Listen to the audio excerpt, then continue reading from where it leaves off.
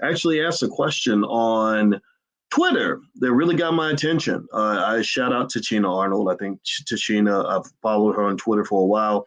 She's a very smart black woman. She asked a question that really caused a lot of conversation and set some black women off. Got some people real mad. So get comfortable, buckle up a seatbelt. We're going to get started on drboystv.com right now.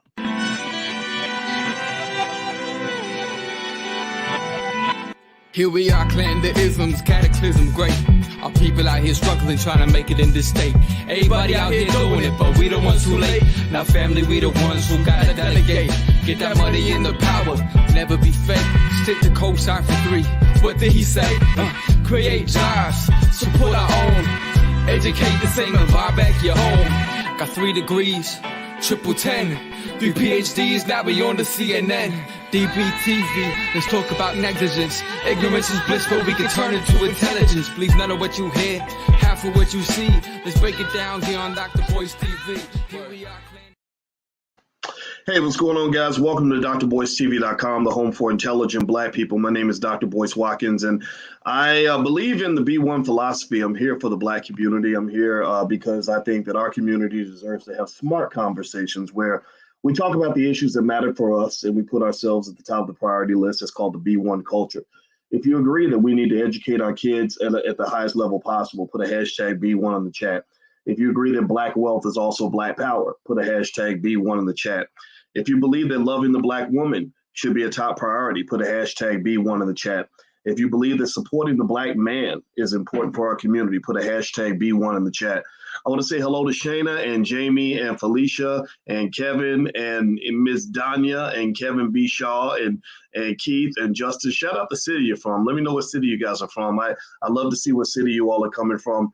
And so let me just let you all know what drove me to do this podcast. I don't have a schedule. I don't know when I'm going to go live. I don't know what I'm going to talk about. I just look at the world and I see what the world tells me to think about. And I saw a tweet from a sister that I followed her for a while. She follows me back, and I have a lot of respect for her. I've never met her, but I like what she does. Her name is Tichina Arnold. She's very talented. She's been in a lot of different theatrical productions, but most of y'all know her from Martin, right? She played Pam in Martin. And Tichina, I'll put a picture on the screen so y'all can see it. And Tichina made some interesting comments about black men and black women that I really thought were worth a conversation.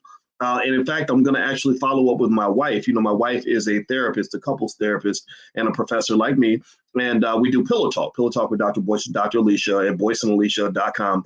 And I want to follow up with her because I want to hear the gender side, or both genders, in terms of what people think about this issue. And so as I move forward, I want to say hello to George out of Atlanta, and I see VMAC out of Long Beach. I think about Snoop Dogg when I see Long Beach. Ebony out of New York. I can't wait to go to New York. We're going to actually do an event in Brooklyn pretty soon. Last time we went to Brooklyn, y'all sold the place out, so I can't wait to see you again. Burlington, North Carolina for Brian. Nicole Thomas out of Los Angeles.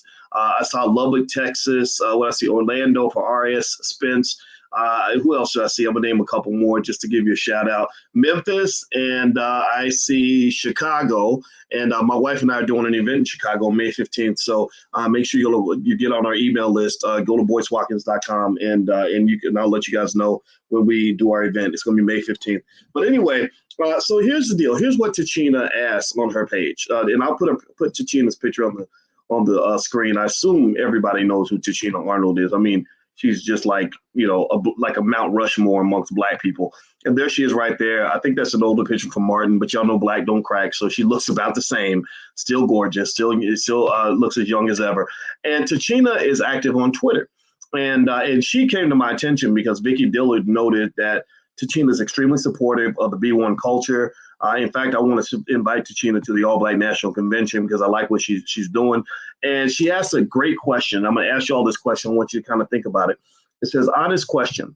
What can we as black women in America do to stop aiding in the emasculation of black men in America? What can we as black women? So she's doing something that a lot of people don't do, to be honest with you. She's asking black women, okay, what can we do? Right? Rather than Because some people think you're doing something when you're just complaining about somebody else. Some of y'all do that with white folks too. Y'all think that complaining about white people is the same as doing something for black people. And we actually think that complaining and whining is a strategy. Whining is not a strategy. Being a victim all the time is not a strategy, right? So ultimately, I kind of like that. I like that idea. And I would say the same thing to men. I think that this question is legitimate. It is valid. It's basically saying, what can you do? When we went to World War II, they said, what can you do to serve your country? Well, I want to ask black people, what are you doing to serve your community? Because you can't be pro-black if you're anti-black woman.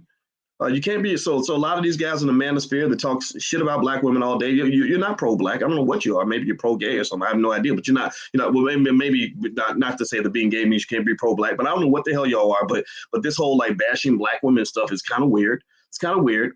You need to go talk to your therapist about that, because it means you really kind of hate your mama, right? And then the women that hate black men, you're caught up in the gender war. They taught you to hate black men. They taught you to believe that just like the rest of America, that the face of every predator you've ever had in your life, every person who's done anything to ruin your life is a black man. That a black man is the reason that you're unhappy. A black man's the reason that you're broke. A black man's the reason why you don't have a daddy in the house. A black man's the reason why you're lonely. A black man's the reason why you can't get no good sex, right? And so blame it on the black man. I might as well, everybody else does it. Whenever white folks commit a crime and they don't want to take responsibility, they always blame it on the black guy. They say a black guy did it. Well, why do they do that? Well, because it's easy to believe. Everybody blames the black man for everything. And I can tell you, as a black man who has tried his best his whole life to do right by the people in my circle, to protect the people that I love, to be a good son, a good husband, a good father, a good whatever, a good student, a good human being, it pisses me off that I always fit the damn description, even when I ain't even do nothing. Y'all done read some raggedy Negro out here that done did something stupid to you, and somehow you're looking at me as if he and I are the same. Well, that's the first thing you got to understand, is you got to give the black man back his humanity. Stop acting like we're all the same. We are not the same. If you think black men are garbage, then that means you are hanging around black men who are garbage. You are hanging with the garbage men. I'll stand with you against the garbage men, because I see them out there too. But don't go hang around with 10, 20 garbage men in a row and then look at a good man and say, well, he's just like the rest of them. No, we're not. And don't look at a good man and say, well, oh, he must be a simp because he nice to me. He opened the door for me. He bought me flowers. No, he's not a simp. That's what a real man looks like. You just never knew that because you've been hanging around little boys and wannabe thugs and men who ain't never been given a template on what manhood is supposed to look like. So let's start the conversation right there. So now, Tichina, I'm going to pull up her comment. Hit the thumbs up button. Please hit the thumbs up button. Thumbs up if you haven't done it yet. And I'm going to read her question, then I'm going to read some of the responses. And I'm going to give you just a direct Dr. Boyce response to the responses, kind of a reaction video, if you will. And first off, I want to ask you all a question, yes or no. So let me read the question. I'm going to ask you guys a yes or no question. Honest question. What can we as Black women in America do to stop aiding in the emasculation of Black men in America? Now, this question comes with a couple of assumptions I want to ask you about. Number one, yes or no? Yes or no? Give me a yes or no. Do you think that America is a society that pushes the emasculation of the Black male? Do you think that there is an agenda to emasculate Black men in general? Do you think that there's an agenda whether it comes down to sexuality or whether it comes down to just being a grown-up, right? Or to maybe stereotypes that are pursued and pushed forward in media? Do you feel like there is an effort by America to emasculate the Black male?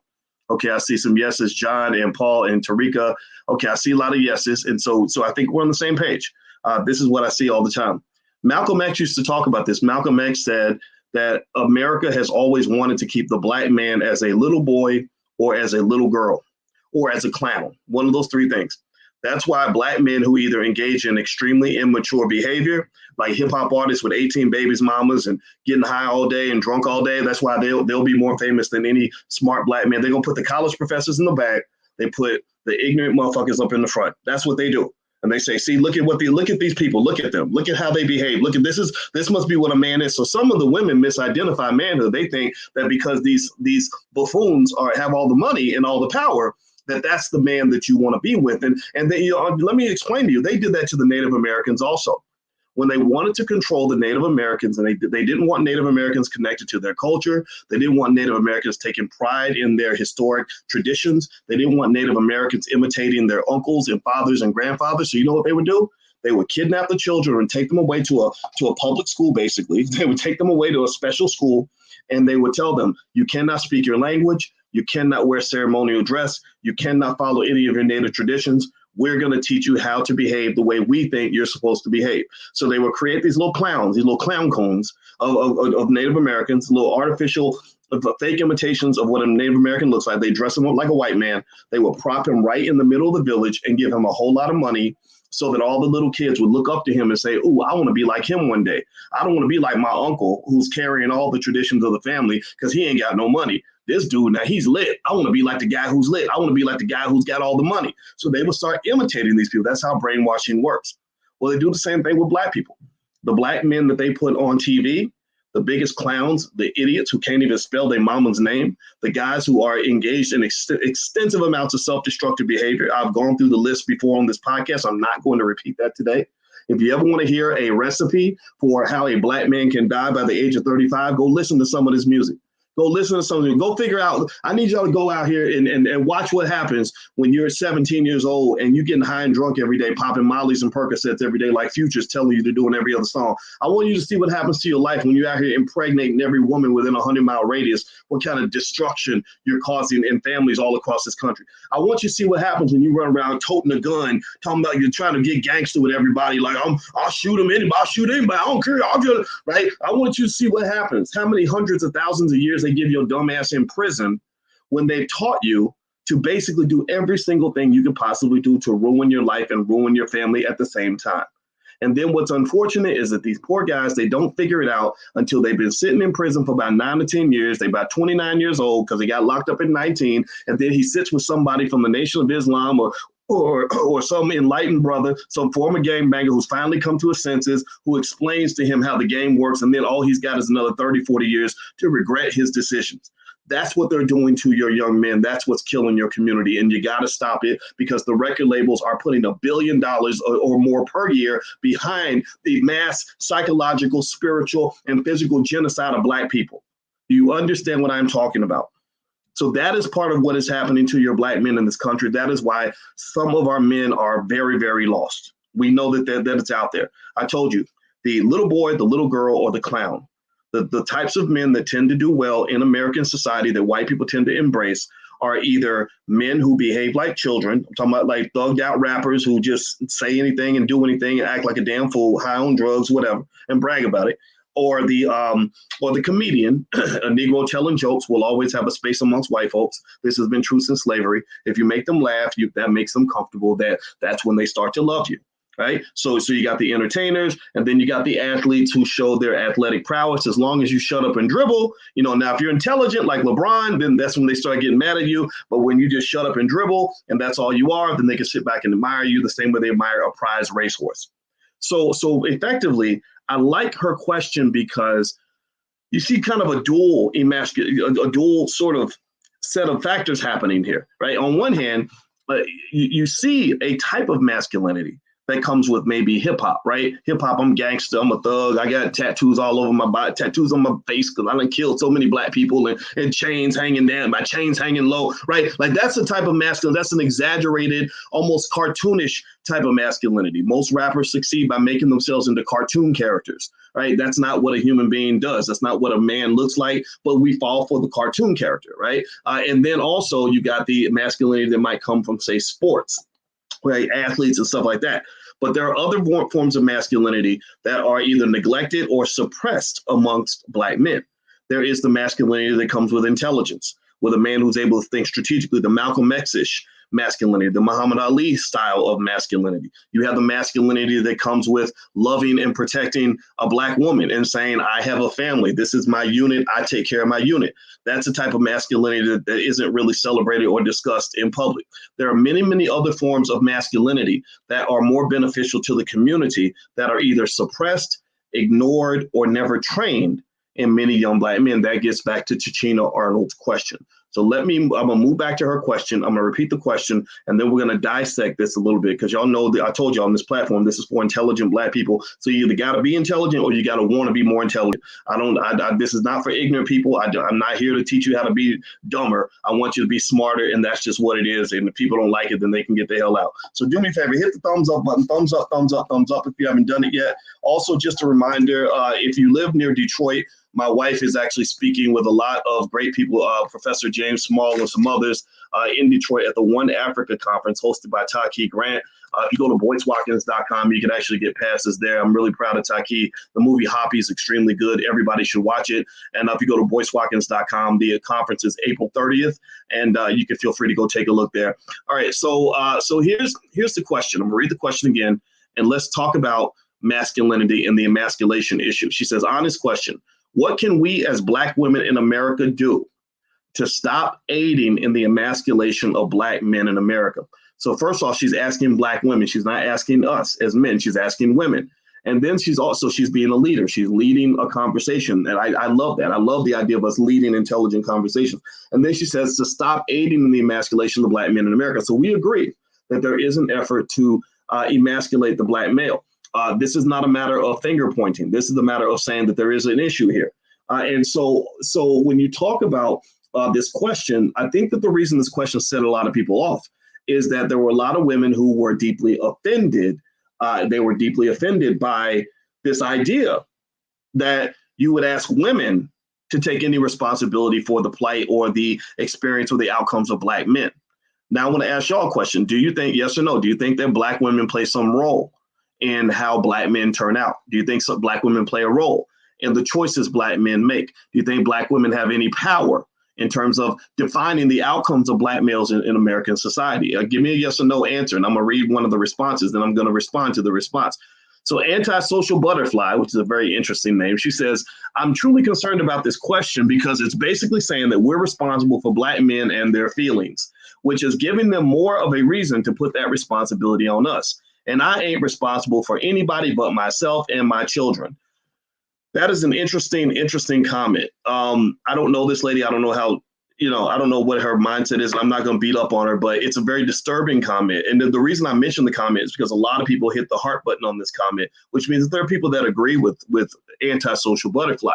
Now, the reason that this comment is a problem is because, let me ask y'all this. In America, so let's live under some assumption that the Black woman has no say on the outcome of Black men. That any of now let's separate men. You got the quality men over here. These are the types of men, ladies, by the way, you'll see at the All Black National Convention. These are the men that I invite. And then you got the raggedy men over here, the guys that were going to get you pregnant and run as soon as you get a positive pregnancy test, the men who ain't trying to get up and do nothing for themselves, men ain't trying to read a book unless you put a gun to his head, right? So you got the raggedy here and you got the quality over here. All right, so let me ask you all this. In America right now, who is more likely to be the dominant parent in the life of a young Black male? Who is most likely to be the parent that ends up raising that little boy into adulthood? Is it the man? Are most of the children raised in a home where there's one man running the house? Or are most children raised in a home where the mom is running the house? Right? It's going to be the mother. 76% of all Black children, unfortunately, grow up in a household where there is a mother, but there is no father. Now, this does not blame the mothers. I've seen a lot of men in the manosphere. I hope y'all stop doing this shit where you're blaming women for being single moms. Now, mind you, we know that there's a lot of work to do. We know that there are some mothers who literally run off any man that they possibly can. But at the same time, we know that there are men who run away from any sign of responsibility. So I think that it's very strange when you have a child that was created by two people, right? Two people were fucking that night, right? But for some reason, only one person's raising the child. So the person who is actually with the child every day doing the work, whether she created the situation or not, the person who's doing the work is the one who gets the blame for the fact that they're stuck doing all the work. That's extremely, extremely weird, right? And I've heard men say, like when I married my wife was technically a single mom. And they were like, why would you marry a single mom? And I was like, what's wrong with single moms? But your mama was a single mom. Like, why would, that's what's hilarious is that a lot of guys who say you should never, ever date or marry a single mom were raised by a single mom. So that right there tells me this is the conversation needs to happen between you and your therapist. Bring your mama to the therapy session because apparently y'all got some issues y'all haven't worked out. I don't know. Don't get me wrong. I understand if somebody says, look, kids are hard work. I don't really want to do that. I get that, right? Kids are hard work, by the way. It's very rewarding. I just happen to love being a dad. I love kids. I used to be a track coach. And I love talking to the kids, and I would be like, like Uncle Boyce, and I would run with the kids. I love hanging around kids because I have a heart for children that are neglected. Because my daddy abandoned me when I was a kid. I had a father step in, but I know what that feels like to not have everything you need. So I always felt connected to children that, just needed a little bit of support, a little bit of encouragement, so that was always something I enjoyed doing. I still love to do that, right? But I get it. If you say, raising kids is hard work, I don't know if I want to do all that. Okay, cool. Nobody's faulting you for that. But when you run around and you're consciously going out of your way, like some of these guys have whole podcasts all about how much they hate single mothers. That's really a mental illness on full display. That's what that is. That's what that is. Let me tell you about the internet. I've been in these internet streets for over a decade. My videos have gotten over 250 million views. I kid you not. You can add it up about 300 million or something, right? So I've been watching people come and go. I've seen people go from nothing to rise up. I've seen people with different angles, and I analyze them. And also my wife is a therapist.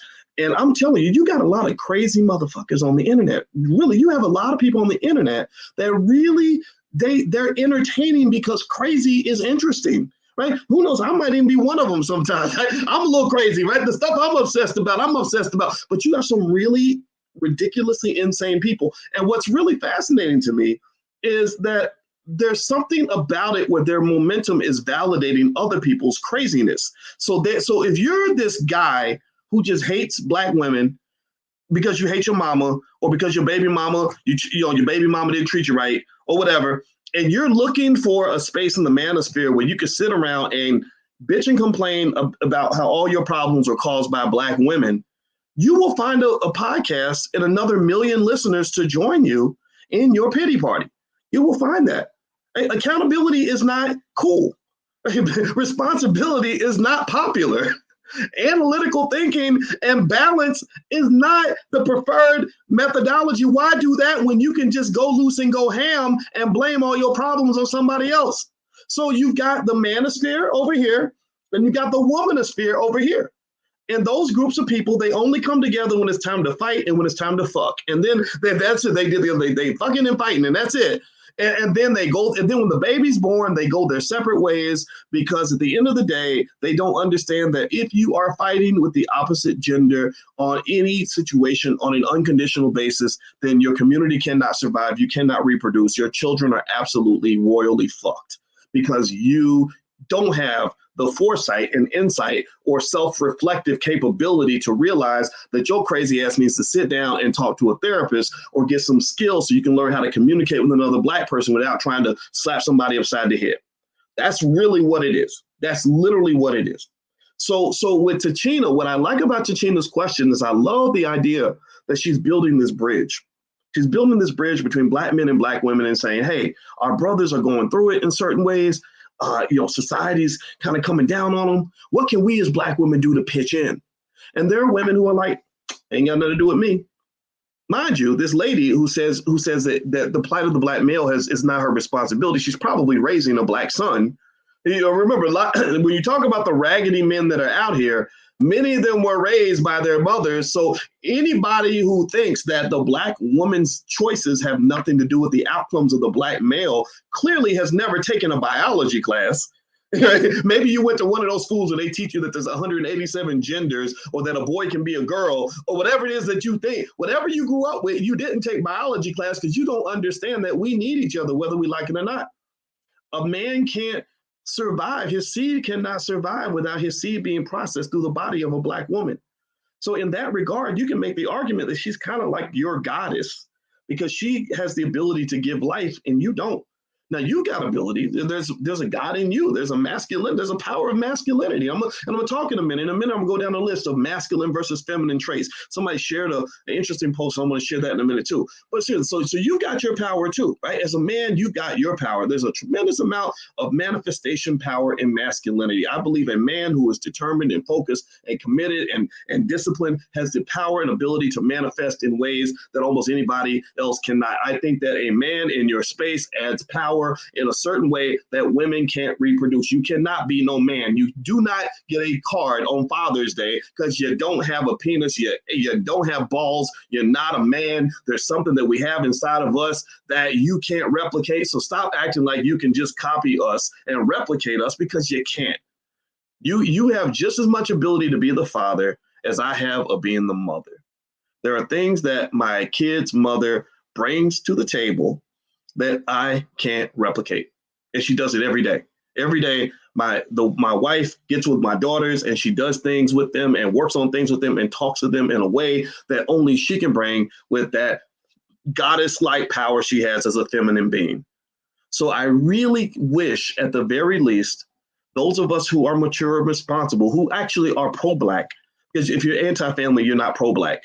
Just go become a Klansman or something. Because you can't say you're pro-Black, because you're literally creating the kind of energy that will lead to the destruction of the Black race. So again, if you have that sort of energy, you're being genocidal, because you're literally pushing away Black women or pushing away Black men, which you need to reproduce healthy children so that your species, so your group can survive. And you're not doing that because you're sitting in the manosphere hating on every Black woman that moves, or sitting over here with these mean ass Black female feminists, right, who done took in all these weird toxic energy from white women, and you hate your men. So no, you're not gonna reproduce.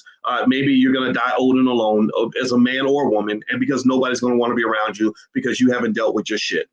You think you're the shit, but really you are shit because you've never confronted your shit. So at the end of the day, I'm talking to the people that really want to do the hard work that is required to grow and to evolve and to stop and say, hey, you know what?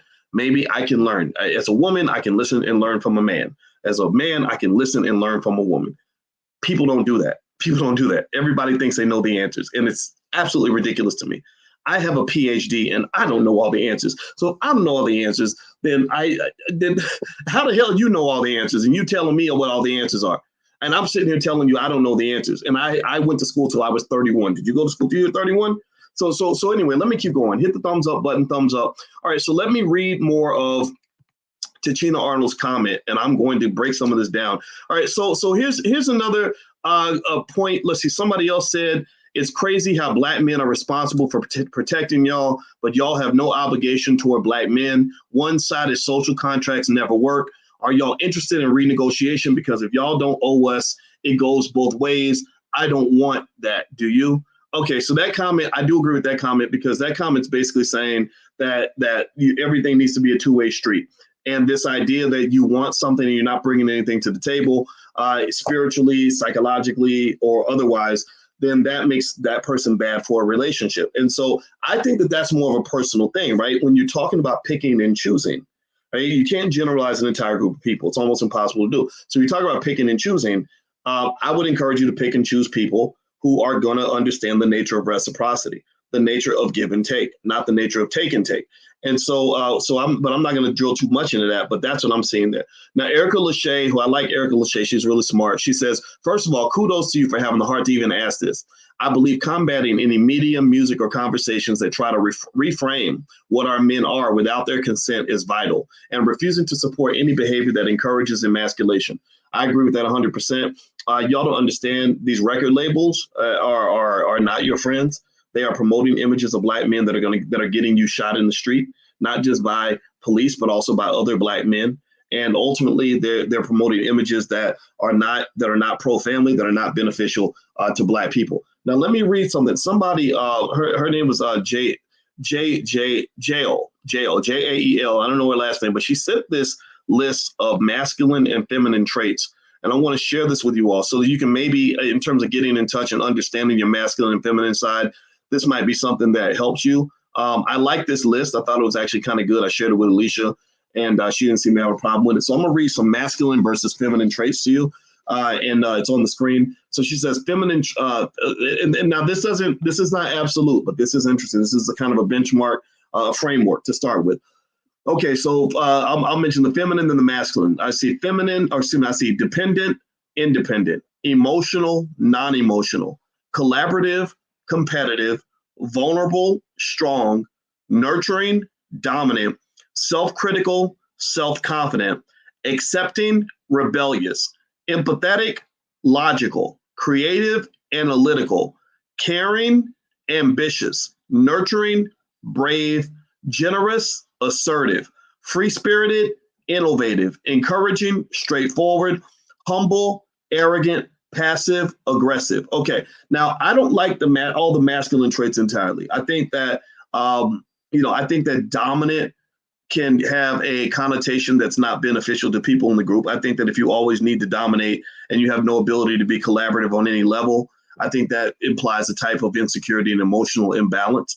I don't think you have to dominate everything. I think confidence, obviously, that's something that you can create, but I see a lot of women that also have self-confidence and rebellion. Logical, I'm not going to say men are logical and women are not. Wait, that would be wrong. But I think both logic and empathy are actually things that everybody can apply. And what I would say is, like, when I'm looking at this, and now the word arrogant, I don't like arrogant at all. Humble versus arrogant. Humble. I prefer humble over arrogant. I think humility is what comes with confidence, right? So looking at the list, and aggressive, I think aggression has a place in a certain context, right? Every situation doesn't call for aggression. But I think that maybe seeing that list could be like a benchmark to kind of understand the different types of traits that you want to have as a man or as a woman to get in touch with both of your sides, right? Like, for example, creative, that's not just a woman thing. Men can be creative too. And what I have found is that having women around, by pulling that other side of you out or requiring you to grow into something that you might not naturally be, that really does make you a more well-rounded person. It gives you a broader set of tools that you can use to overcome and confront different situations. So when my brother and I'll give you an example. When my brother and I lived together years ago, it was just, like a frat house. We would eat a pizza, leave the pizza box on the couch, and then a week later, that pizza box might still be on the couch, right? That's just what we did, because as men, that's kind of how we operated, right?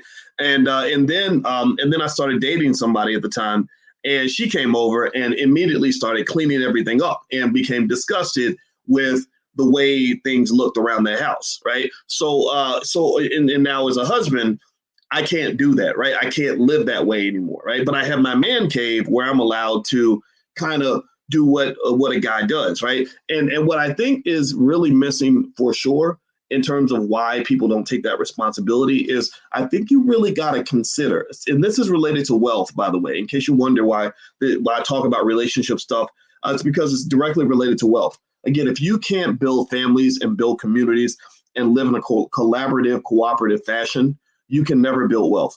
If you're always competing against the person right next to you and you're choosing to fight people as opposed to working together, then you'll never really accomplish anything. Wealth is a team sport. Powernomics taught you that. We read Powernomics every Wednesday night, so you guys are welcome to the book club. Just go to boycewatkins.com. You can find it there. But at the end of the day, if you can't find a way to cooperate, particularly with the other gender, you will almost always lose. You're going to, sure, you can go to the manosphere and you can bitch and complain about women all day, but you're still going to be sitting there trying to figure it all out by yourself, and you ain't going to win. You're not going to succeed. Eventually, you'll lay down with some raggedy woman who's going to take you for all your money, and then you have more stuff to complain about when you go, to Kevin Samuels' channel or something and bitch about how terrible black women are or whatever, right? You can do all that. That's up to you. That's fine. But I can say at the end of the day, complaining is not a strategy. Complaining does not get you what you want. Figuring things out and cooperating and really respecting the power that the other gender has, I think that's a pathway that intelligent Black people, I encourage you to consider that. And I really want to encourage you. The reason I'm even talking about this and making this podcast, because I already know the manosphere, they threw bricks in my head when I got married, and I don't care. I'm used to it. But seriously, I'm doing this because I want to encourage you. I want to encourage you to understand that some of this energy is really, really bad. And I think that you have to really consider what you lost when you lost your fathers. When Joe Biden sent all those Black men to prison in the 1990s, when they were giving your uncles and your cousins and your brothers and your sons 40, 50, 60-year sentences for possessing a little bit of cocaine. But he wasn't locking his old raggedy ass son up. His son been a crackhead for 20, 30 years. He ain't never locked him up, but he'll lock your son up and send him away forever. Well, what they did was they took the fathers out of the community. They took the gang leaders away, which meant that the gang leaders didn't grow into the mature, intelligent OGs who could say to young guys, hey, don't do what I did. The young kids don't know. They don't have a template. They don't have a guide. They don't have a tent post. They don't have anything to compare themselves to say, okay, this is where I want to be 10 years from now. They're not even looking 10 years from now. They're thinking they may not even live past the age of 25.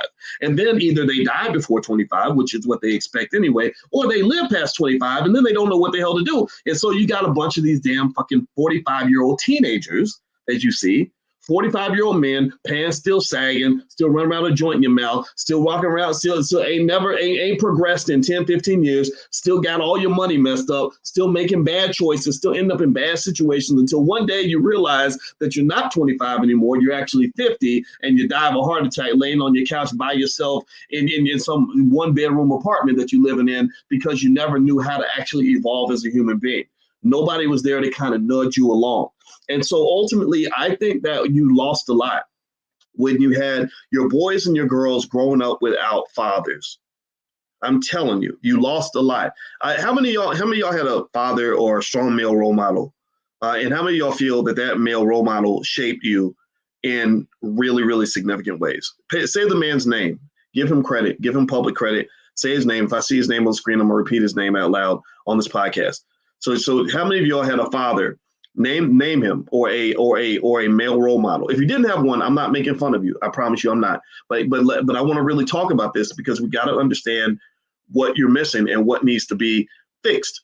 Okay, so I see Clarence, Lionel, Reginald Bailey, Ron Walters. Who else? I'm gonna name a couple more. Say his name, Earl, and Frank Williams. Okay, all right, Eddie Simon. These are your unspoken heroes in the community, in my view. This is your secret weapon in a lot of ways because think about this, right? If I grow up as a boy, I remember I had a conversation with David Banner one time about this, and I said, and we were laughing because David had a strong father too, and we were laughing because we both joked and he said something like, he said, man, when I didn't know what to do as a grown man, I would just do what my father would have done. I just think about what my father did. And I said, really? You too? I did the same thing. Because sometimes you don't know. You're just trying to figure it out, right? So you're like, okay, what would a man that I respect do in this situation?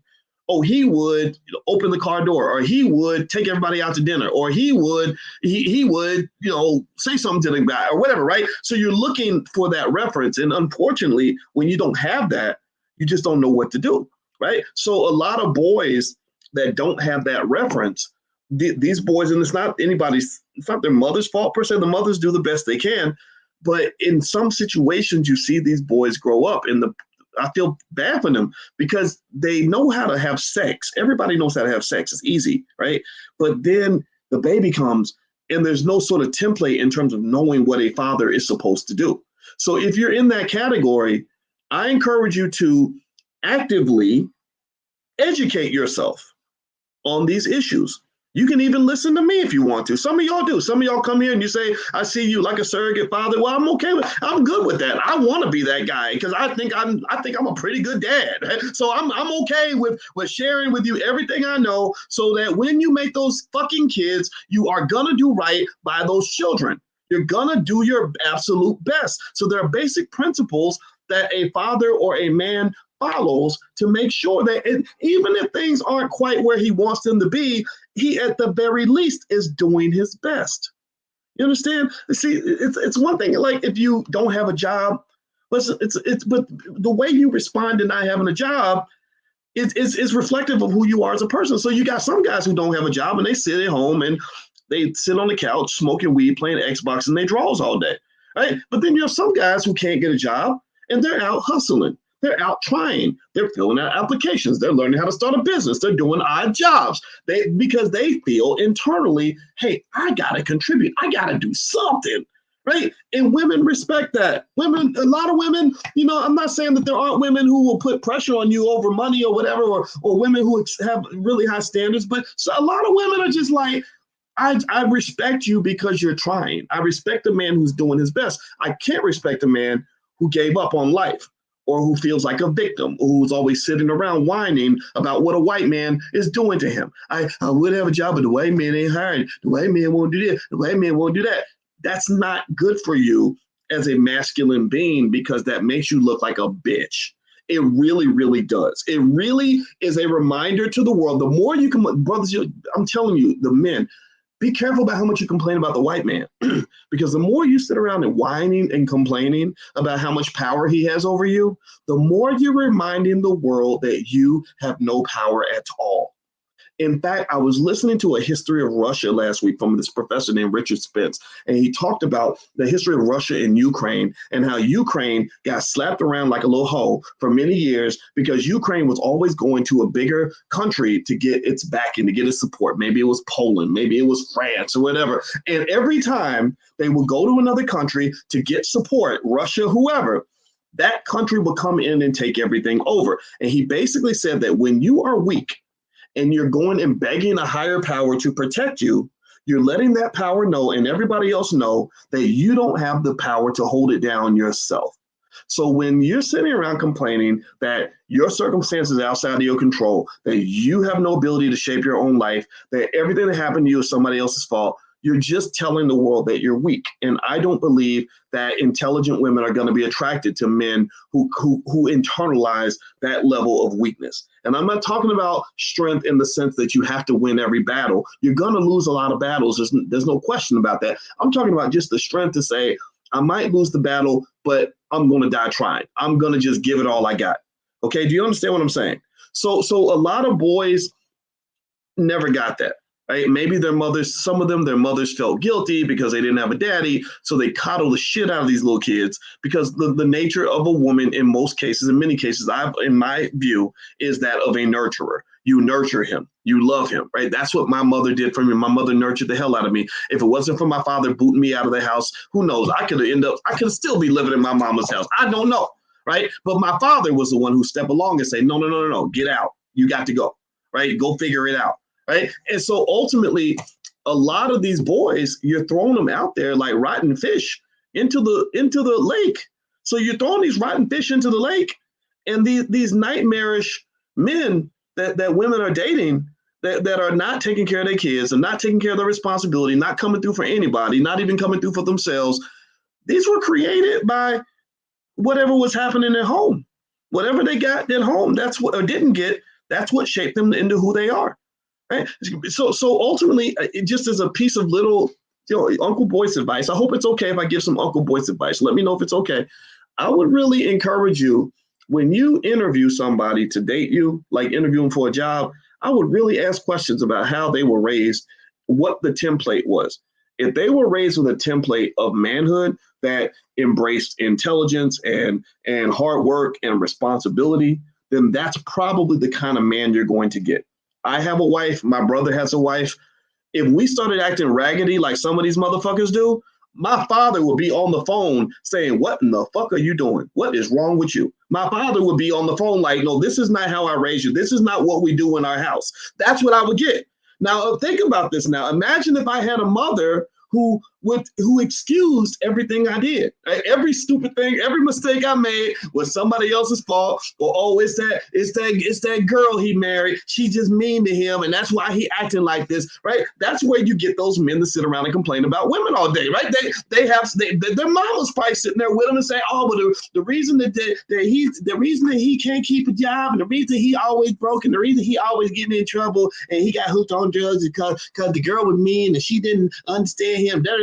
I had a relative like that. I had a relative who was literally just like the absolute worst husband that a human being could be. And I remember listening to his mother talk about him, and his mother blamed every single thing he did on his wife. And I was sitting there thinking, all his wife is doing is sitting at home getting cheated on. All she's doing is waiting for his drunk ass to come home every day. All she's doing is getting black eyes because he got drunk and punched her in the face. So what did she do to cause all this? I don't understand that. So ultimately, a lot of times that template, that blueprint is extremely important for parenthood. Now, What the girls are losing, in my view, the gain that the girls get, I think, by having their mothers is that they're getting consistent mentorship, a consistent role model who's always watching every single move and making sure they do, pull your skirt down, do your homework, wash the dishes, fix your hair, right? They're getting a constant guide. So a lot of women are kind of on point because their mother was on point and their mother demanded that of them. And I think that's amazing. That's one of the reasons why you see Black women excelling when it comes to education, just getting degrees and on top of degrees, on top of degrees. Black women are the most educated group of people on earth. What's interesting too, though, is that Black women are also the most religious group of people on earth. Did y'all know that? Or group of people in America. Did y'all know that? I don't know if y'all knew that. And my theory, again, humbly speaking, here's Uncle Boyce. I hope that's okay if I share this. My theory is that a lot of the religion comes from family tradition, but also from this idea that somehow there's this pastor sitting in the middle of the church who's kind of unfortunately become the pimp of the pulpit. And he's sort of guiding all these women and unfortunately convinced many of them that the only type of man they should pick is a man who is equally yoked, right? A man who will go to church like them. Well, a lot of masculine men are not going to go sit in that church with you and give all their money away to some dude that they know is using that money to go pay for his Cadillac or buy or put into the building fund or buy himself a private jet. A lot of men aren't going to do that, right? So ultimately, the other interesting thing that you have to observe is that a lot of mothers told their daughters implicitly and explicitly because of their own pain that you don't need a man, that you got to do this all by yourself. And that strength that you're giving them, which is built on a type of pain, right? Pain creates strength. We go through pain and we fight back and then we become stronger as a result of that. But that strength that comes from pain becomes overwhelming. That's why Black women have the highest rate of depression of any group of people in America, but they just have, it's like walking pneumonia. They can function. It's functional depression, but they're still feeling it because the shit's hard, right? It's hard doing everything by yourself, right? And so that strength that comes from pain becomes incredibly overwhelming. And it also creates a space where, unfortunately, sometimes some of the women, unfortunately, become repellents of quality men.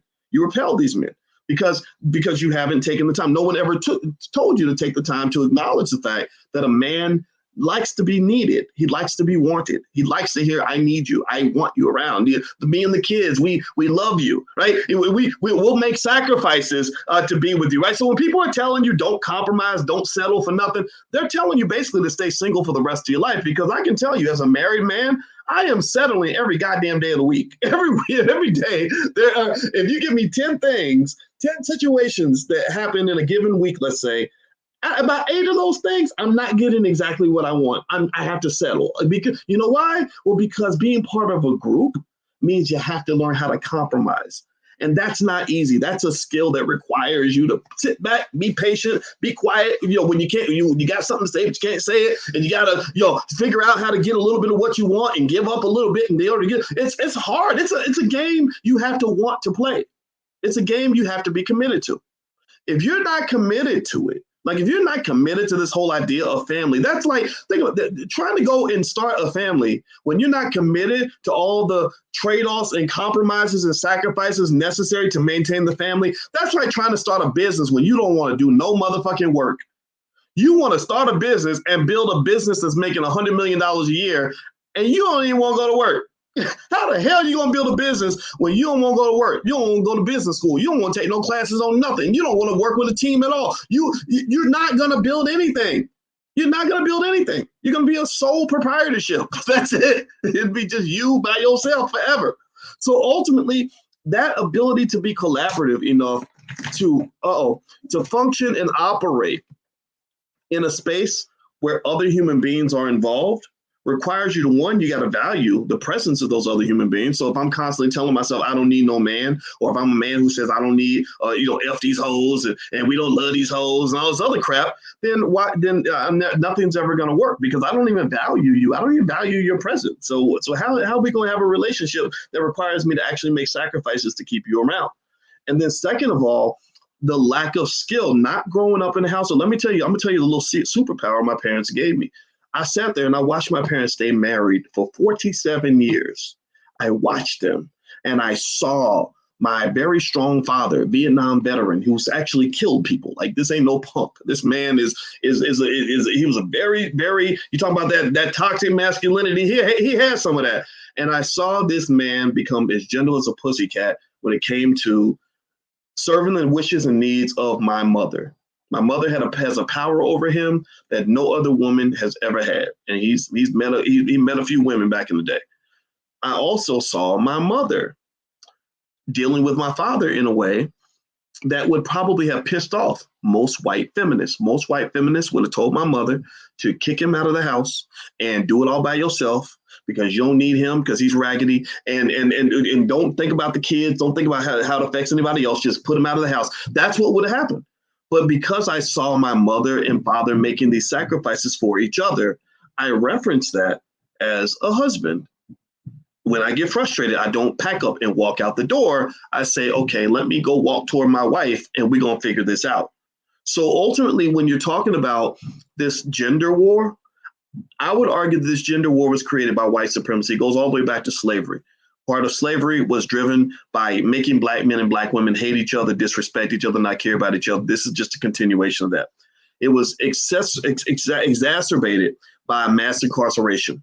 A lot of your men got taken down. They sent them away to prison, gave them 100-year sentences. That's why you'll never see me ever voting for Joe Biden or any other Democrat or anybody until they fix that, until they go back and let out 100,000 people from prison. Then I'll fix it. I don't give a shit about one police shooting. Don't get me wrong. Those are big deals, and we should talk about those to a point. But that's not what I'm looking at. I'm looking at the 100,000 people you still got locked up. They got 80-year sentences that you haven't released from jail. You got to fix that because that's where your black families went.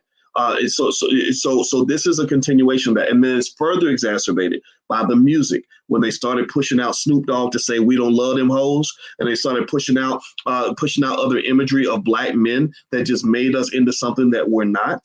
Then that's another factor that harmed you and harmed your ability to form families. There's so many men that I think are really hurt by experiences they've had. You know, like, for example, we don't acknowledge parental alienation. We don't acknowledge how many men are trying like hell to see their kids and cannot see their children because they're dealing with a black woman who, unfortunately, for whatever reason, ain't listening to nothing he says and is not respecting his role as a father on any level. Not even taking accountability for the fact that she chose him to partner with to have his baby, but won't acknowledge that that's his baby too. Can't acknowledge that. Right. So ultimately, a lot of these things, this type of healing is going to require you to have a deliberate effort to do that. You're going to have to be intentional about healing yourself. You are. And you have to socially distance from the virus. You must socially distance from the virus. And the virus is this energy, this very toxic, crazy energy that's out here on the internet that has so many black men and black women hating each other, going at each other's throats, dogging each other out. Again, people like that, all they know how to do is get together and fight and fuck. That's it. Because men are always going to want women. Women are always going to want men. And the way these relationships go is pretty simple. You meet somebody, you think that that's the one person who's not toxic. And even though you're really the toxic one, so you're picking toxic people. So you get with him or her for a little while and y'all have a great relationship because when you start having sex, all the dopamine and the endorphins start going to your brain. And you start getting high and you're like, girl, I met the one. Man, yeah, I think she might be different. And then about 6 months in, when reality kicks in and you start actually having to have a relationship, you start seeing things slowly start to dwindle as little things start getting on your nerves. The next thing you know, you're going through that 9-month to 12-month cycle where you got a new boyfriend or a new girlfriend every single year. And then you get old enough, you hit about 40, 45 years old, and then you start realizing that you're growing old and you don't have anybody around that gives a shit about you enough to come even pick you up at the hospital if you get sick. And that's a reality I think a lot of men don't understand and they don't know. When you see these rappers dying young, some of them die young because they get killed. Some of them die maybe in their 40s or early 50s because they've been living this rough, crazy, wild life, for 20, 30 years. And they didn't understand that as a man, you're going to get older and you're going to want to have that quality woman by your side. They see no value in that. It's like, why would I do that? Because that's taking away my freedom and blah, blah, blah, blah. Well, next thing you know, you're sitting at home all by yourself. You die of a heart attack. You die in the shower and nobody's there to pick you up because you never invested in human beings at any point in your life. You didn't even invest in your own kids. That's the real investment that happens in this life. I could talk to y'all all day about financial investment. Y'all know that's what I do. But the biggest investment you'll ever make is in your life and in the people that are around you. And it's something you must be conscious about, because if you don't invest in your community, in terms of investing in the people in your community, investing in the men, investing in the women, investing in the children, then you cannot tell me that you are pro-black. You are not pro-black. You are anti-black. You might as well join the fucking Klan because you want black people to perish. If you hate black women and you have all these negative things to say about black women all the time, then you don't want to survive. You don't want black people to live, because you need a black woman to go to the next generation. There's no other way around it. So anyway, that's all I got to say on the issue. Thank you to Tichina Arnold for making that great comment. I recommend following her on Twitter. She's great. Her comments are very, very respectful and kind and decent and quality. And I just, I don't know the lady, but I like what she has to say. And also just a reminder, if you live near Detroit, the One Africa Conference is happening in Detroit on April 30th. My wife is going to speak there along with Professor James Small and a lot of other really great people. I can't remember who else was there. Kaba Khamenei and Malena Karanga and a lot of others are coming. Scheherazade Ali is going to be there. Riza Islam is going to be there. And so if you go to BoyceWatkins.com, there'll be a pass where you can get a ticket there. Also down in Georgia, King Randall's having a great event. I don't have the details of it, but I know I'm speaking there, so I probably need to get the details. I'll come back and give you guys the details of that. That's going to be down in Albany, Georgia. King Randall, in case you don't know, he's about 21 years old. He's doing excellent work. And I love black people that are actually building and getting things done. Those are your heroes, man. Those are the people that are really making a difference in this world. Not the rappers and basketball players, not the actors you see on TV. I'm talking about people like King Randall that are grabbing kids and literally building schools and educating black kids. That's what you got to celebrate. That's what you got to support. So I hope that you pay as much attention to that as you pay to, Will and Jada slapping people at the Oscars and all the other shit. All right. So anyway, guys, that's it, guys. I hope that this conversation was helpful to you. Thank you so much for listening. And I'm going to get on out of here. And I hope you guys have a great day. I'll see you soon. Take care now. Peace.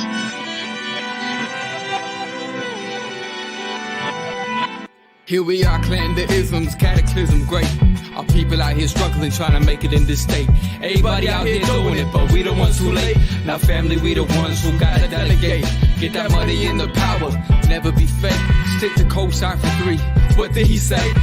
Create jobs, support our own. Educate the same and buy back your home. Got 3 degrees, triple 10. 3 PhDs, now we on the CNN. DBTV, let's talk about negligence. Ignorance is bliss, but we can turn it to intelligence. Believe none of what you hear, half of what you see. Let's break it down here on Dr. Boyce TV. Here we are.